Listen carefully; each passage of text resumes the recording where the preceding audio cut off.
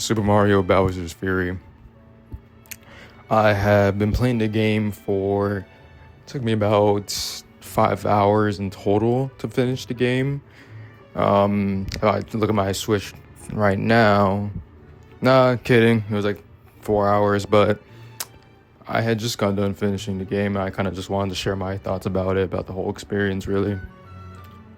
If you don't mind going down memory road, when I was 8 years old, 9 years old, I used to own a Nintendo DS and I used to play a lot of Mario games on there. I used to play games like New Super Mario Bros. On the DS.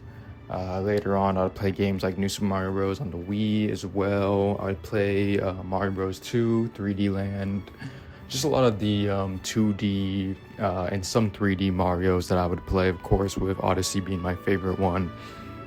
But there was kind of a time where I just didn't really touch any Mario games for quite a bit, and I would actually be, with Odyssey being my last game that I would play, Mario game that I would play for a while.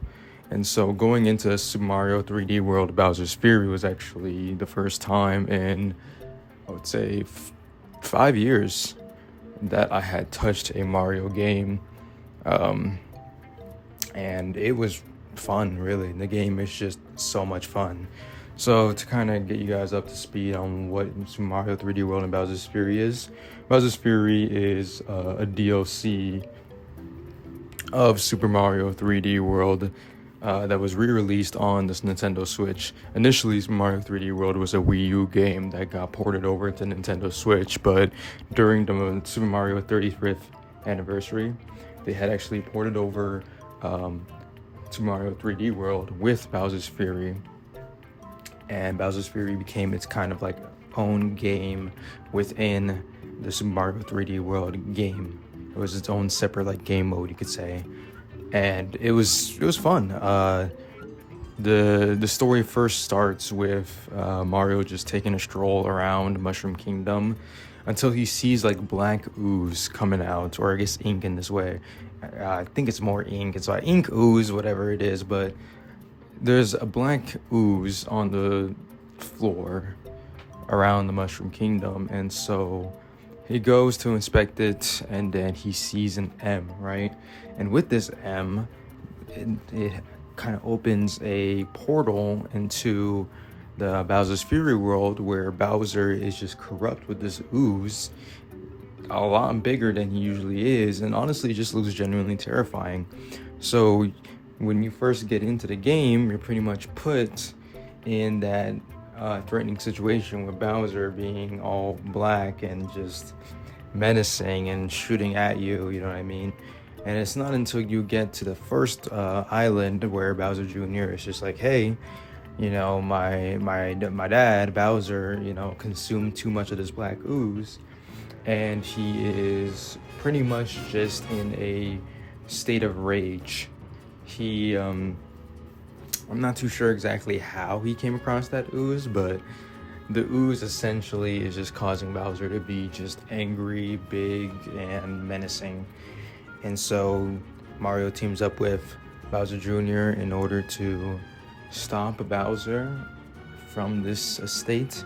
And the only way to stop him from being in this crazed state of fury is to collect shines in order to power up the lighthouses, which would then weaken Bowser's fury state for Mario to come in and do what he does against Bowser and ultimately come out on top. So that's the premise of the game. It's an interesting game as it kind of borrows a lot of elements from Super Mario Odyssey with the way things are structured. It's really like Super Mario Odyssey style in Super Mario 3D World art style.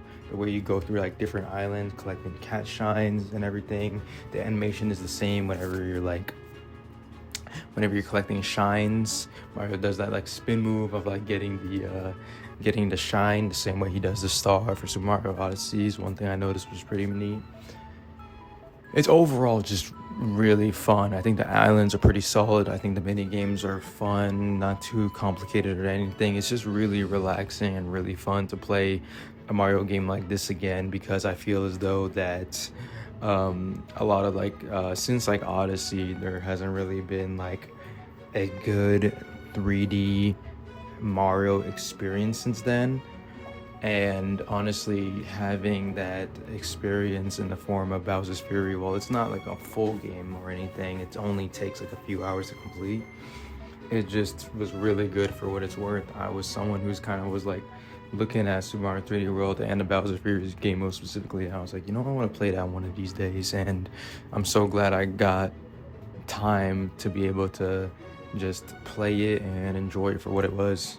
It was absolutely just a fun experience overall. So yeah, that's all I really have to say about it.